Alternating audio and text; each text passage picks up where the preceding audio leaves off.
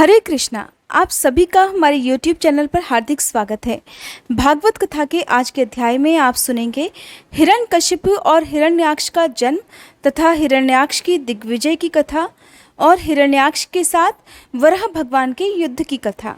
और आज आपको जब भी समय मिले आप हमारे चैनल पर शिव महापुराण की कथा भी जरूर सुनिएगा, जिसमें अब कोटि रुद्र संहिता प्रारंभ होने जा रही है।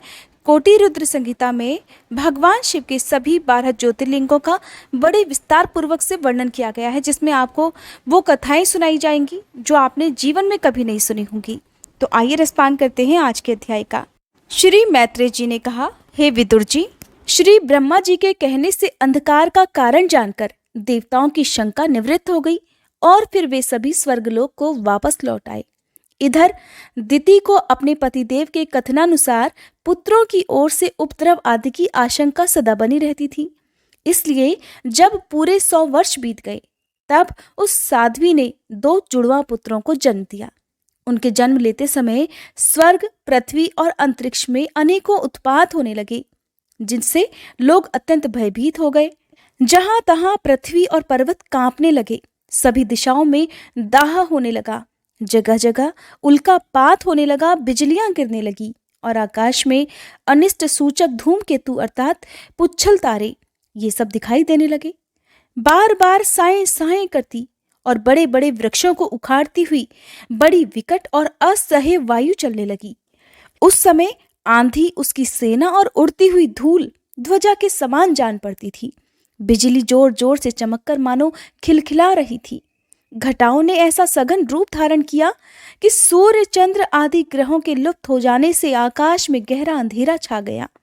उस समय कहीं कुछ भी दिखाई नहीं देता था। समुद्र दुखी मनुष्य की तरह कोलाहल करने लगा। उसमें ऊंची ऊंची लहरें उठने लगी और उसके भीतर रहने वाले जीवों में बड़ी भारी हलचल मच गई। नदियों, पोखरों और अन्य जलाशयों में बड़ी भारी खलबली मच गई और उनके कमल सूख गए। सूर्य और चंद्रमा में बार बार ग्रहण लगने लगा और उनके चारों ओर अमंगल सूचक मंडल बैठने लगे। बिना बादलों के ही गरजने का भारी शब्द होने लगा और गुफाओं में से रथ की घरघराहट का शब्द निकलने लगा। गांवों में गीदड़ और उल्लुओं के भयानक शब्द के साथ ही सियारिन मुख से दहकती हुई आग उगलकर बड़ा अमंगल शब्द करने लगी। जहां तहां कुत्ते अपनी गर्दन उठाकर कभी गाने और कभी रोने के समान भांति भांति के शब्द करने लगे। हे विदुर जी, झुंड के झुंड गधे अपने कठोर खुरों से पृथ्वी खोदते और रेंकने का शब्द करते मतवाले होकर इधर उधर दौड़ने लगे। पक्षी गधों के शब्द से डरकर रोते चिल्लाते अपने घोंसलों से उड़ने लगे। अपनी खिड़कों में बंधे हुए और वन में चरते हुए गाय, बैल आदि पशु डर के मारे मलमूत्र त्यागने लगे। गाय ऐसी डर गई कि दोहने पर उनके थनों से दूध की जगह खून निकलने लगा।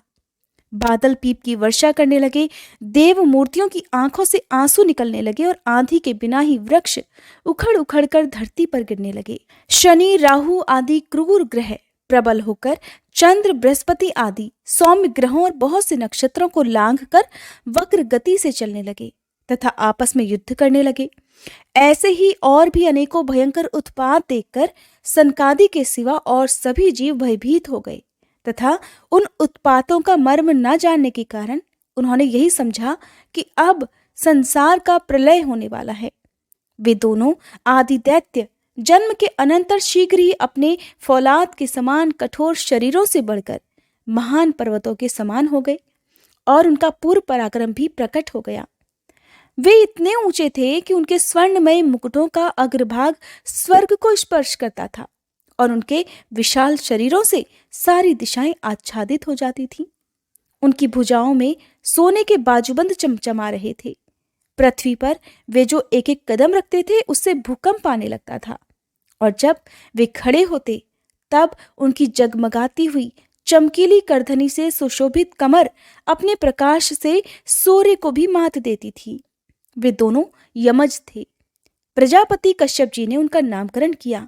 उनमें से जो उनके वीर से दिति के गर्भ में पहले स्थापित हुआ था उसका नाम हिरण्यकशिपु रखा और दिति के उदर से जो पहले निकला वह हिरण्याक्ष के नाम से विख्यात हुआ। हिरण्यकशिपु ब्रह्मा जी के वर से मृत्यु भय से मुक्त हो जाने के कारण बड़ा उद्धत हो गया था। उसने अपनी भुजाओं के बल से लोकपालों के सहित तीनों लोगों को अपने वश में कर लिया। वह अपने छोटे भाई हिरण्याक्ष को बहुत प्रेम करता था। वह भी सदा अपने बड़े भाई का प्रिय कार्य करता था। एक दिन वह हिरण्याक्ष हाथ में गदा लेकर युद्ध का अवसर ढूंढता हुआ स्वर्गलोक में जा पहुंचा। उसका वेग बड़ा असह्य था। उसके पैरों में सोने के नुपुरों की झनकार हो रही थी। गले में विजय सूचक माला धारण की हुई थी और कंधे पर विशाल गदा रखी हुई थी। उसके मनोबल, शारीरिक बल तथा ब्रह्मा जी के वर ने उसे मतवाला कर रखा था, इसलिए वह सर्वथा निरंकुश और निर्भय हो रहा था। उसे देखकर देवतागण डर के मारे वैसे ही जहां तहां छिप गए, जैसे गरुड़ के डर से सांप छिप जाता है। तब दैत्यराज हिरण्याक्ष ने देखा कि मेरे तेज के सामने बड़े बड़े गर्वीले इंद्रादि देवता आदि भी छिप गए हैं। तब उन्हें अपने सामने ना देखकर वह बार बार भयंकर गर्जना करने लगा। फिर वह महाबली दैत्य वहां से लौटकर जल क्रीड़ा करने के लिए मतवाले हाथी के समान गहरे समुद्र में घुस गया, जिसमें लहरों की बड़ी भयंकर गर्जना हो रही थी। जैसे ही उसने समुद्र में पैर रखा कि डर के मारे वरुण के सैनिक जलचर जीव हकबका गए और किसी प्रकार की छेड़छाड़ न करने पर भी वे उसकी धाक से ही घबराकर बहुत दूर भाग गए। महाबली हिरण्याक्ष अनेक वर्षों तक इस प्रकार समुद्र में ही घूमता और सामने किसी प्रतिपक्षी को ना पाकर बार बार वायु वेग से उठी हुई उसकी प्रचंड तरंगों पर ही भारी गदा को आजमाता रहा। इस प्रकार घूमते घूमते वह वरुण की राजधानी विभावरीपुरी में जा पहुंचा। वहां पाताल लोक के स्वामी जलचरों के अधिपति वरुण जी को देखकर उसने उनकी हंसी उड़ाते हुए नीच मनुष्य की भांति प्रणाम किया और कुछ मुस्कुराते हुए बड़े कटाक्ष से कहा, हे महाराज, मुझे युद्ध की भिक्षा दीजिए। प्रभु, आप तो लोकपालक, राजा और बड़े कीर्तिशाली हैं। जो लोग अपने को बांका वीर समझते थे, उनके वीर्य मद को भी आप चूर्ण कर चुके हैं। और पहले एक बार आपने संसार के समस्त दैत्य दानवों को जीतकर राजसूय यज्ञ भी किया था। उस मदोन्मत्त शत्रु के इस प्रकार बहुत उपहास करने से भगवान वरुण को क्रोध तो बहुत आया, किंतु अपनी बुद्धि बल से वे अपने क्रोध को पी गए और बदले में उससे कहने लगे, भाई, हमें तो अब युद्ध आदि का कोई चाव ही नहीं रह गया। भगवान पुराण पुरुष के सिवा अब हमें और कोई ऐसा दिखता ही नहीं जो तुम जैसे रणकुशल वीर को युद्ध में संतुष्ट कर सके। अतः हे दैत्यराज, तुम उन्हीं के पास जाओ, वे ही तुम्हारी कामना पूर्ण करेंगे। तुम जैसे वीर उन्हीं का गुणगान किया करते हैं, वे बड़े वीर हैं। उनके पास पहुंचते ही तुम्हारी शोखी पूरी हो जाएगी और कुत्तों से घिरकर वीर शैया पर तुम शयन करने लगोगे। वे तुम जैसे दुष्टों को मारने और सत्पुरुषों पर कृपा करने के लिए अनेक प्रकार के रूप धारण किया करते हैं। श्री मैत्रेय जी और विदुर जी के बीच जो संवाद हो रहा है, उसमें श्री मैत्रेय जी कहते हैं कि हे तात, वरुण जी की यह बात सुनकर वह मदोन्मत्त दैत्य बड़ा प्रसन्न हुआ। उसने उनके इस कथन पर कि तू उनके हाथ से मारा जाएगा कुछ भी ध्यान नहीं दिया और तुरंत नारद जी से श्री हरि का पता लगाकर रसातल में पहुंच गया। वहां उसने विश्व विजयी वराह भगवान को अपनी दाढ़ों की नोक पर पृथ्वी को ऊपर की ओर ले जाते हुए देखा। वे अपने लाल लाल चमकीले नेत्रों से उसके तेज को हरे लेते थे। उन्हें देखकर वह खिलखिलाकर हंस पड़ा और कहने लगा, अरे, ये जंगली पशु यहाँ जल में कहाँ से आ गया?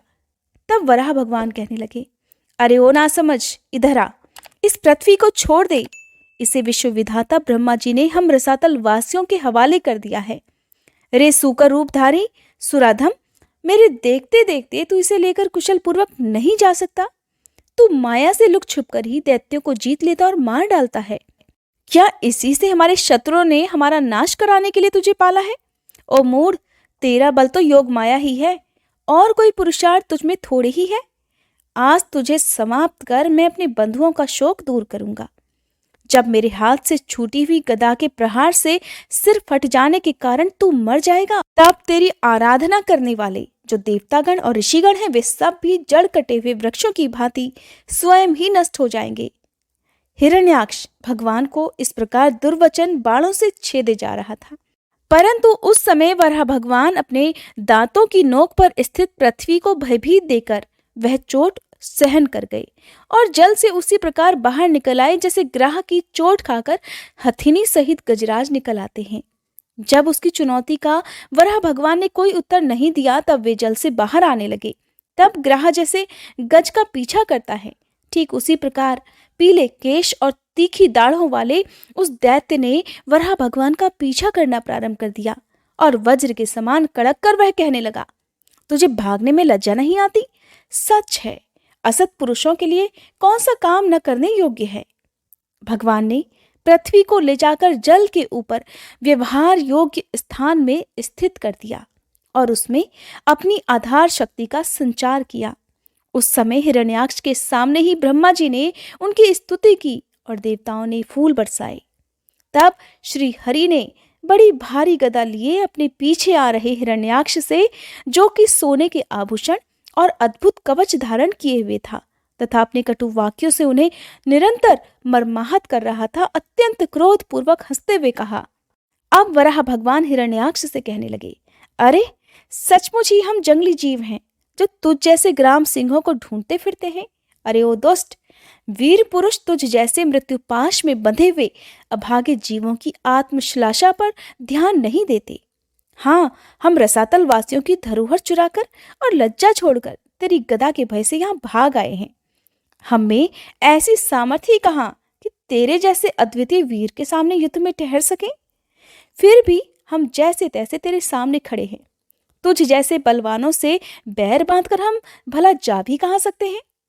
तू पैदल वीरों का सरदार है, इसीलिए अब निशंक होकर उधेड़ बुन छोड़कर हमारा अनिष्ट करने का प्रयत्न कर और हमें मारकर अपने भाई बंधुओं के आंसू पोंछ। अब इसमें देर मत कर। जो अपनी प्रतिज्ञा का पालन नहीं करता वह असभ्य है, भले आदमियों में बैठने लायक नहीं होता है। मैत्रेय जी कहने लगे कि हे विदुर जी, जब भगवान ने इस प्रकार रोष से उस दैत्य का खूब उपहास किया और तिरस्कार किया, तब वह पकड़कर खिलाए जाते हुए सर्प के समान क्रोध से तिलमिला उठा। वह खींचकर लंबी लंबी सांसें लेने लगा। उसकी इंद्रियां क्रोध से क्षुब्ध हो उठी और उस दुष्ट दैत्य ने बड़े वेग से लपककर भगवान पर अपनी गदा का प्रहार किया, किंतु भगवान ने अपनी छाती पर चलाई हुई शत्रु की गदा के प्रहार को कुछ टेढ़े होकर बचा लिया, ठीक वैसे ही जैसे योग सिद्ध पुरुष मृत्यु के आक्रमण से अपने आप को बचा लेते हैं। और फिर जब वह क्रोध से होठ चबाता हुआ अपनी गदा लेकर बार बार घुमाने लगा, तब श्री हरि कुपित होकर बड़े वेग से उसकी ओर झपटे। सौम्य स्वभाव विदुर जी, तब प्रभु ने शत्रु की दाईं भौं पर गदा की चोट की, किंतु गदा युद्ध में कुशल हिरण्याक्ष ने उसे बीच में ही अपनी गदा पर ले लिया। इस प्रकार श्री हरि और हिरण्याक्ष एक दूसरे को जीतने की इच्छा से अत्यंत क्रुद्ध होकर आपस में अपनी भारी गदाओं से प्रहार करने लगे। उस समय उन दोनों में ही जीतने की होड़ लग गई थी। दोनों के ही अंग गदाओं की चोटों से घायल हो रहे थे। अपने अंगों के घावों से बहने वाले रुधिर की गंध से दोनों का ही क्रोध बढ़ता जा रहा था और वे दोनों ही तरह तरह के पैंतले बदलकर युद्ध कर रहे थे। इस प्रकार गौओं के लिए आपस में लड़ने वाले दो सांड के समान उन दोनों में एक दूसरे को जीतने की इच्छा से बड़ा भयंकर युद्ध हो गया। हे विदुर जी, जब इस प्रकार हिरण्याक्ष और माया से वराह रूप धारण कराने वाले भगवान यज्ञमूर्ति पृथ्वी के लिए द्वेष बांधकर युद्ध करने लगे, तब उसे देखने के लिए वहां ऋषियों के सहित ब्रह्मा जी भी आ गए। वे हजारों ऋषियों से घिरे हुए थे। जब उन्होंने देखा कि ये दैत्य तो बड़ा शूरवीर है, उसमें भय का नाम मात्र तक नहीं है, वह मुकाबला करने में भी समर्थ है और उसके पराक्रम को चूर्ण करना बड़ा कठिन काम है, तब वे भगवान आदि सूकर रूप वराह जी से इस प्रकार कहने लगे, हे देव, मुझसे वर पाकर यह दुष्ट दैत्य बड़ा प्रबल हो गया है। इस समय ये आपके चरणों की शरण में रहने वाले देवताओं, ब्राह्मणों, गौओं और अन्य निरपराध जीवों को बहुत ही हानि पहुंचाने वाला, दुखदाई और भयप्रद हो रहा है। इसकी जोड़ का और कोई योद्धा ही नहीं है, इसीलिए यह महाकंटक अपना मुकाबला करने वाले वीर की खोज में समस्त लोकों में घूम रहा है। ये दुष्ट तो बड़ा ही मायावी, घमंडी और निरंकुश है। बच्चा जिस प्रकार क्रुद्ध हुए सांप से खेलता है, वैसे ही आप इससे खिलवाड़ ना करें। हे देव, हे अच्युत, जब तक यह दारुण दैत्य अपनी बल वृद्धि की बेला को पाकर प्रबल हो, उससे पहले पहले ही आप अपनी योग माया को स्वीकार करके इस पापी को मार डालिए। हे प्रभु, देखिए, लोगों का संहार करने वाली संध्या की भयंकर बेला आना ही चाहती है। हे सर्वात्मन, आप उससे पहले ही इस असुर को मारकर देवताओं को विजय प्रदान कीजिए। इस समय अभिजीत नामक मंगलमय मुहूर्त का भी योग आ गया है, अतः अपने सुहृदय हम लोगों के कल्याण के लिए शीघ्र ही इस दुर्जय दैत्य से निपट लीजिए। हे प्रभु, इसकी मृत्यु आपके ही हाथों बंधी है। हम लोगों के बड़े भाग्य हैं कि यह स्वयं ही अपने काल रूप आपके पास आ पहुंचा है। अब आप युद्ध में बलपूर्वक इसे मारकर लोगों को शांति प्रदान कीजिए। श्री मैत्रेय जी विदुर जी को बता रहे हैं कि किस प्रकार वराह भगवान ने हिरण्याक्ष का वध किया। मैत्रेय जी कहते हैं, हे विदुर जी, श्री ब्रह्मा जी के ये कपट रहित अमृतमय वचन सुनकर भगवान ने उनके भोलेपन पर मुस्कुराकर अपने प्रेम पूर्ण कटाक्ष के द्वारा उनकी प्रार्थना स्वीकार कर ली, क्योंकि श्री ब्रह्मा जी ने वराह भगवान से हिरण्याक्ष का वध करने के लिए उनसे प्रार्थना की थी। फिर उन्होंने झपट कर अपने सामने निर्भय विचरते हुए शत्रु की ठुड्डी पर गदा मारी, किंतु हिरण्याक्ष की गदा से टकराकर वह गदा भगवान के हाथ से छूट गई और चक्कर काटती हुई जमीन पर गिरकर सुशोभित हुई। किंतु ये बड़ी ही अद्भुत सी घटना हुई। उस समय शत्रु पर वार करने का अच्छा अवसर पाकर भी हिरण्याक्ष ने उन्हें शस्त्रहीन देखकर युद्ध धर्म का पालन करते हुए उन पर आक्रमण नहीं किया। उसने भगवान का क्रोध बढ़ाने के लिए ही ऐसा किया था। गदा गिर जाने पर और लोगों का हाहाकार बंद हो जाने पर प्रभु ने उसकी धर्म बुद्धि की प्रशंसा की और अपने सुदर्शन चक्र का स्मरण किया। चक्र तुरंत ही उपस्थित होकर भगवान के हाथ में घूमने लगा, किंतु वे अपने प्रमुख पार्षद दैत्याधम हिरण्याक्ष के साथ विशेष रूप से क्रीड़ा करने लगे। उस समय उनके प्रभाव को न जानने वाले देवताओं के ये विचित्र वचन सुनाई देने लगे कि हे प्रभु, आपकी जय हो, इसे और मत खिलाइए, शीघ्र ही इसका वध कर डालिए प्रभु। जब हिरण्याक्ष ने देखा कि कमल दल लोचन श्री हरि उसके सामने चक्र लिए खड़े हुए हैं, तब उसकी सारी इंद्रियां क्रोध से तिलमिला उठी और वह लंबी लंबी सांसें लेता हुआ अपने दांतों से होठ चबाने लगा, जैसा कि अक्सर क्रोध आने पर करते हैं। उस समय वह तीखी दाढ़ों वाला दैत्य अपने नेत्रों से इस प्रकार उनकी ओर घूरने लगा मानो वह भगवान को भस्म कर देगा। उसने उछलकर, ले, अब तू नहीं बच सकता, इस प्रकार ललकारते हुए श्री हरि पर गदा से प्रहार किया। साधु स्वभाव विदुर जी, यज्ञ मूर्ति श्री वराह भगवान ने शत्रु के देखते ही देखते लीला से ही अपने बाएं पैर से उसकी वह वायु के समान वेग वाली गदा पृथ्वी पर गिरा दी और उससे कहने लगे, अरे दैत्य, तू मुझे जीतना चाहता है, इसलिए अब अपना शस्त्र उठा ले और एक बार फिर से वार कर। भगवान के इस प्रकार कहने पर उसने फिर गदा चलाई और बड़ी भीषण गर्जना करने लगा। गदा को अपनी ओर आते हुए देखकर भगवान जहां खड़े थे वहीं से उसे आते ही अनायास इस प्रकार पकड़ लिया जैसे गरुड़ सांप को पकड़ लेता है। अपने उद्यम को इस प्रकार व्यर्थ हुआ देखकर उस महादैत्य का घमंड अब ठंडा पड़ने लगा और उसका तेज नष्ट हो गया। अब की बार भगवान के देने पर उसने उस गदा को लेना ही नहीं चाहा, किंतु जिस प्रकार कोई ब्राह्मण के ऊपर निष्फल अभिचार अर्थात मारण आदि प्रयोग करे, मूठ आदि चलाए, वैसे ही उसने श्री यज्ञ पुरुष पर प्रहार करने के लिए एक प्रज्वलित अग्नि के समान लपलपाता हुआ त्रिशूल ले लिया। महाबली हिरण्याक्ष का अत्यंत वेग से छोड़ा हुआ वह तेजस्वी त्रिशूल आकाश में बड़ी तेजी से चमकने लगा। तब भगवान ने उसे अपनी तीखी धार वाले चक्र से इस प्रकार काट डाला जैसे इंद्र ने गरुड़ जी के छोड़े हुए तेजस्वी पंख को काट डाला था। भगवान के चक्र से अपने त्रिशूल के बहुत से टुकड़े हुए देखकर उसे बड़ा क्रोध आया। तब उसने पास आकर भगवान के विशाल वक्ष स्थल पर, जिस पर श्री वत्स का चिन्ह सुशोभित है, कसकर घूंसा मारा और फिर बड़े जोर से गरजकर वहां से अंतर ध्यान हो गया। हे विदुर जी, जैसे हाथी पर पुष्पमाला की चोट का कोई असर नहीं होता, उसी प्रकार उसके इस प्रकार घूंसा मारने से भगवान आदि वराह तनिक भी टस से मस नहीं हुए। तब वह महामायावी दैत्य मायापति श्रीहरि पर अनेक प्रकार की मायाओं का प्रयोग करने लगा, जिन्हें देखकर सभी प्रजा बहुत डरने लगी और समझने लगी कि अब संसार में प्रलय आने वाली है। बड़ी प्रचंड आंधी चलने लगी, जिसके कारण धूल से सब ओर अंधकार छा गया। सब ओर से पत्थरों की वर्षा होने लगी और ऐसे जान पड़ते थे मानो किसी क्षेपण यंत्र अर्थात गुलेल से कोई पत्थर फेंक रहा हो। बिजली की चमचमाहट और गड़गड़ाहट के साथ बादलों के घिर आने से आकाश में सूर्य, चंद्र आदि ग्रह छिप गए और उनसे निरंतर पीप, केश, रुधिर, विष्ठा और हड्डियों की बरसात होने लगी। हे विदुर जी, ऐसे ऐसे पहाड़ दिखाई देने लगे जो तरह तरह के अस्त्र शस्त्र बरसा रहे थे। हाथ में त्रिशूल लिए, बाल खोले नंगी राक्षसियां दिखने लगी। बहुत से पैदल, घुड़सवार, रथी और हाथियों पर चढ़े हुए सैनिकों के साथ आतताई यक्ष राक्षसों का मारो मारो, काटो काटो, ऐसा अत्यंत क्रूर और हिंसामय कोलाहल सुनाई देने लगा। इस प्रकार प्रकट हुए उस आसुरी मायाजाल का नाश करने के लिए यज्ञमूर्ति भगवान वराह ने अपना प्रिय सुदर्शन चक्र छोड़ा। उस समय अपने पति का कथन स्मरण हो आने से दिति का हृदय सहसा कांप उठा और उसके स्तनों से रक्त बहने लगा। अपना मायाजाल नष्ट हो जाने पर वह दैत्य फिर भगवान के पास आया। उसने उन्हें क्रोध से दबाकर चूर चूर करने की इच्छा से अपनी भुजाओं में भर लिया, किंतु देखा कि वे तो बाहर ही खड़े हैं। अब वह भगवान को वज्र के समान कठोर मुक्कों से मारने लगा।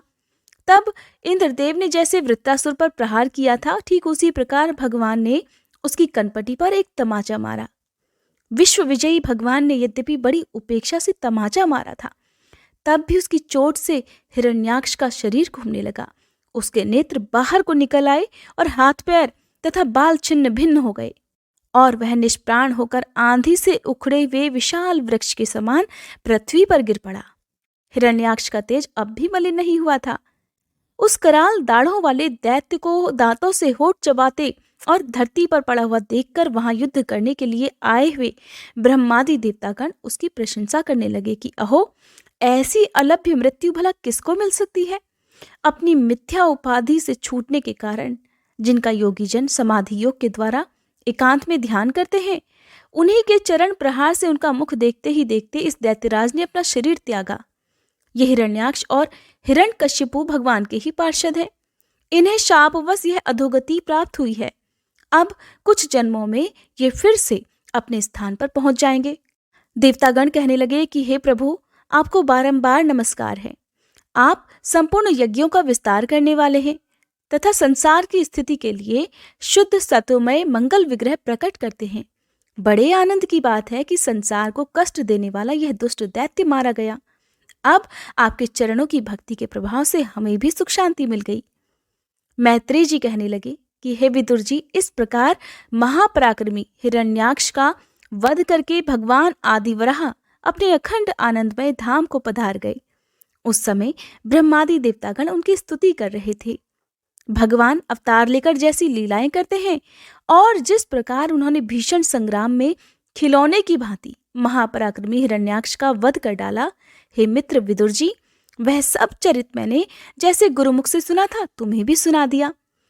सूत जी कहते हैं, हे शौनक जी, मैत्रेय जी के मुख से भगवान की यह कथा सुनकर परम भागवत विदुर जी को बड़ा आनंद हुआ। जब अन्य पवित्र कीर्ति और परम यशस्वी महापुरुषों का चरित्र सुनने से ही बड़ा आनंद मिल जाता है, तब श्री वत्सधारी भगवान की ललित ललाम लीलाओं की तो बात ही क्या है। जिस समय ग्राह के पकड़ने पर गजराज प्रभु के चरणों का ध्यान करने लगे और उनकी हथेलियां दुख से चिंघाड़ने लगी, उस समय जिन्होंने उन्हें तत्काल दुख से छुड़ाया और जो सब ओर से निराश होकर अपनी शरण में आए हुए सरल हृदय भक्तों से सहज में ही प्रसन्न हो जाते हैं, किंतु दुष्ट पुरुषों के लिए अत्यंत दुराध्य हैं, उन पर जल्दी प्रसन्न नहीं होते, उन प्रभु के उपकारों को जानने वाला ऐसा कौन पुरुष है जो उनका सेवन ना करना चाहेगा। हे शौनक आदि ऋषियों, पृथ्वी का उद्धार करने के लिए वराह रूप धारण करने वाले श्री हरि की इस हिरण्याक्ष वध नामक परम अद्भुत लीला को जो भी मनुष्य सुनता, गाता अथवा अनुमोदन करता है, वह ब्रह्म हत्या जैसे घोर पाप से भी सहज में ही मुक्त हो जाता है। यह चरित्र अत्यंत पुण्यप्रद, परम पवित्र, धन और यश की प्राप्ति कराने वाला, आयुवर्धक और कामनाओं की पूर्ति करने वाला तथा युद्ध में प्राण और इंद्रियों की शक्ति बढ़ाने वाला है। जो लोग इसे सुनते हैं, उन्हें अंत में श्री भगवान का आश्रय प्राप्त होता है। अभी थोड़ी ही देर पहले आप सभी ने इस अध्याय में एक जगह गरुड़ जी के पंख कटने का वर्णन भी सुना था। तो मैं आपकी जानकारी के लिए आपको बता दूं कि एक बार गरुड़ जी अपनी माता विनिता को सर्पों की माता कद्रु के दासी बनने से मुक्त कराने के लिए देवताओं के पास से अमृत छीन लाए थे। तब इंद्रदेव ने उनके ऊपर अपना अस्त्र छोड़ा था। इंद्र का वज्र कभी व्यर्थ नहीं जाता, इसीलिए उसका मान रखने के लिए गरुड़ जी ने अपना एक पंख गिरा दिया और इंद्रदेव द्वारा छोड़े गए वज्र ने उस पंख को काट डाला था। नारायण नारायण। आज का अध्याय संपूर्ण हुआ।